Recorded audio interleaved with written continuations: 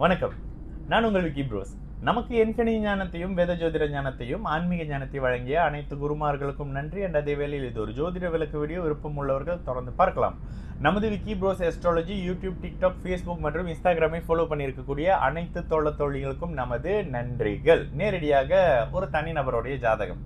எல்லாருமே சுக்கிரன் அருமையான யோக பலன். இப்போ சமீபத்தில் கூட ஒரு வீடியோ போட்டுருவோம், சுக்கிரன் தரும் கடுமையான பலன்கள்னு சொல்லிட்டு ஒரு விஷயம் பேசியிருந்தோம்ல. அதே மாதிரியான அமைப்புகளில் சுக்கிரன் எப்பொழுது கெடுதல் பண்ணுவார், ப்ரீவியஸில் அதான ஒரு டைட்டிலாக கொடுத்தோம். இது கிட்டத்தட்ட அதே மாதிரி ஒரு ஜாதகம். எப்பொழுது சுக்கிரன் கெடுப்பார் ஜாதகத்தை பார்த்தீங்கன்னா டீட்டெயில்ஸ் எல்லாம் ஹைட் பண்ணிக்கிறோம். அவங்களோட பெர்மிஷன் இல்லை. அதனால பெர்மிஷன் இல்லைன்றதுனாலையும் குழந்தைன்றதுனாலையும் அவங்களுடைய ஜாதகத்தை நம்ம பெருசாக இல்லை. கிட்டத்தட்ட ஜாதக அமைப்பை பார்த்தீங்கன்னா 2017 பிறந்திருக்காருன்னா ஒரு 8 வயசா? ஆமாம், 7-8 வயசு. அப்போது இந்த இடத்துல மீன லக்னமாகி லக்னத்தில் சுக்கிரன், 2இல் புதன் சந்திரன், 3இல் சூரியன் செவ்வாய், 7இல் ராகு, 6இல் ராகு, 7இல் குரு, 10இல் சனி, 12இல் கேது. இதுதாங்க ஜாதக அமைப்பு. ஜாதக அமைப்பு அப்படியே உங்களுக்கு போடுறேன். இந்த அமைப்புகளில் இப்போ அவருக்கு நடந்துகிட்டு இருக்கிறது சுக்கிர தசை நடந்துகிட்டு இருக்கு. சுக்கிர தசை இவருக்கு எப்போ தொடங்கினா கேது தசையில பிறந்திருக்காரு. சனி பார்த்த கேது தசையில பிறந்திருக்கிறாரு. 2019 பிப்ரவரியிலிருந்து இவருக்கு சுக்கிர தசை சுயபுக்தி தொடங்கி இப்பொழுது சுக்கிர தசை செவ்வாய் புக்தியில இருக்காரு. இந்த 2025 பிப்ரவரியிலிருந்து சுக்கிர தசையில செவ்வாய் புக்தி.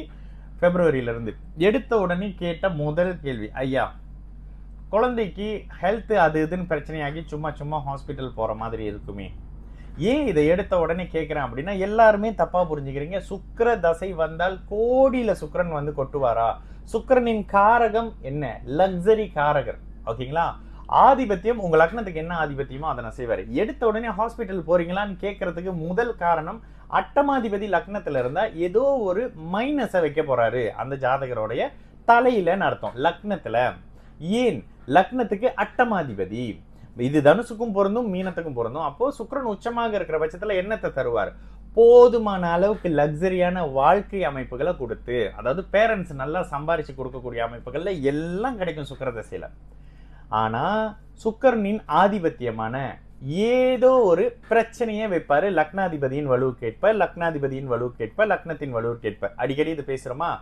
லக்னாதிபதியை விட அட்டமாதிபதி உச்சமாக இருக்கக்கூடிய ஜாதகம். அப்ப என்ன, ஏதோ ஒரு வகையில ஹெல்த் பிரச்சனை இருக்குது இந்த ஜாதகத்துக்கு. அப்போ பர்சனலா கேட்கிறப்ப ஆமாங்க இந்த மாதிரியான அமைப்பு இருக்கு, சில மாதிரியான பிரச்சனைகள் இருக்கு, ஸ்பீச் டிலே எல்லாம் இருக்கு அப்படின்னு சொன்னாரு. ஓகே, இந்த அமைப்புகள்ல நேரடியாக பார்க்கும் பொழுது லக்னம் பரிபூர்ண சுபத்துவமாக இருக்கிற மாதிரி தெரிஞ்சாலும் ஆதிபத்திய ரீதியாக லக்னத்துல அட்டமாதிபதி இருந்து அந்த நபருடைய ஆரோக்கியத்தை கெடுக்கிறாரு. இது எந்த அளவுக்கு புரியும்னு எனக்கு தெரியல. ஆனா இது எந்த விதமான தனிநபர் அமைப்புகளும் இல்லைங்க, சும்மா ஒரு எக்ஸாம்பிளுக்காக கொடுக்குறேன். சுக்கிரன்னா யோகம் தரணுமேன்னு கேட்குறீங்கல்ல, அதுவும் உச்ச சுக்கிரன், குருவின் பார்வையில் இருக்கக்கூடிய சுபத்துவ சுக்கிரன்.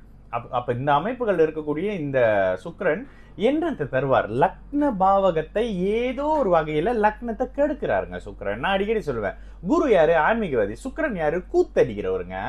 சுக்கிரன் கிளப்பிங்ல குடிச்சிட்டு டான்ஸ் ஆடுறவர்னு வச்சுக்கோங்களேன், அந்த கிளப்பிங் ரன் பண்றவர்னு வச்சுக்கோங்களேன், என்ஜாயா இருக்கிறவர், ஜாலியா இருக்கிறவர். ஆனா குரு ஜாலியா இருக்கிறவர் இல்ல, குரு உண்மையான ஆன்மீகவாதி. அப்படியே உட்காந்து 4 நாள் சிவராத்திரிக்கு விரதம் எடுக்கிறதெல்லாம் குருவின் மீன தனுசு மீன லக்னங்கள் இயல்பாக இருக்கும்போது. உடனே தனுசு மீன லக்னக்காரங்களாம் அப்படி இருக்கிறாங்க நீங்க சொன்னது மாதிரி இல்லைன்னாதீங்க. இந்த இடத்துல லக்னத்தில் அமரக்கூடிய சுக்கிரன் அந்த மீன லக்னத்தை கெடுக்கிறாரு, அந்த பரிபூர்ண ஆன்மீக நிலையை கெடுக்கிறாரு, கெடுத்து வேற பக்கம் டிஸ்ட்ராக்ட் பண்றாரு. இதே இடத்துல அவருக்கு சுக்கிர தசை வரலங்க. சுக்கிர தசை வராத பட்சத்துல அவருக்கு இந்த பிரச்சனை இருக்காது. அதே மாதிரி சுக்கிரனுடைய காரகம் வாழ்நாள் முழுக்க, சுக்கிரனுடைய காரகம் என்ன? லக்ஸரி. பெண்கள், நான் சொன்னேன் இப்பவே பெண்கள்லாம் சுத்திக்கிட்டு இருப்பாங்க, எல்லாமே பண்ணி கொடுத்துக்கிட்டு இருப்பீங்களே. ஆமாங்க. ஆனால் இதுல ஒரு சிறப்பான ஒரு விஷயம் இருக்கு. அட்டமாதிபதி 6ஆம் அதிபதி கொடுமைகளை செய்யணும்ல. இவருக்கு வந்து சில விஷயம் சொன்னேன், அவங்க நம்புறாங்க இல்லையான்னு தெரியல. என்ன துறையில வருவாங்கன்னு கேட்டாரு. மருத்துவம், விளையாட்டு, அதிகாரம் மாதிரியான அமைப்புகள் வருவாரு. இதை தாண்டினா சமையல் சம்பந்தப்படுற விஷயத்துக்குள்ள ஃபிட்னஸ் மாதிரி வருவாரு அப்படின்னு சொன்னேன். விளையாட்டு முதல் சொன்னேன், ஃபிட்னஸ் அப்புறமா சொன்னேன், சமையல் லாஸ்டா சொன்னேன். இதுல வந்து உங்களுக்கு ஒரு ஷாக்கா இருக்கும், எப்படிங்க இந்த மாதிரி இருக்கிறவங்களால ஒருத்தரால முடியும்? என்னதான் சுக்கிரன் உச்சமான, சுக்கிரன் வந்து ஆகாத அட்டமாதிபதியாக இருந்தாலும் சுக்கிரனின் வீடுல இருக்கக்கூடிய 6ஆம் அதிபதினு சொல்லப்படக்கூடிய இந்த சூரியன் மிகப்பெரிய வலிமையோடு உச்ச சுக்கிரனின் வீட்டுல குருவின் பார்வையில் இருக்கிறாரு. இந்த இடத்துல தாங்க சுக்கிர தசை முடியும் போது அதிகார அமைப்புகள் இவருக்கு கிடைச்சே ஆகணும். நான் சில பர்சனலா நிறைய விஷயம் பேசுவாங்க, என்கிட்ட பேசுறவங்க மோஸ்ட்லி அண்ணன் நீங்க என்ன இப்படி வித்தியாசமா பேசுறீங்க, இதுக்கு முன்னாடி பார்த்தாக்கா அப்படின்னாங்க இப்படின்னாங்க, அப்படியே ஆன்மீகத்துக்குள்ள போய் பூந்துக்குவாங்கன்னுவாங்க.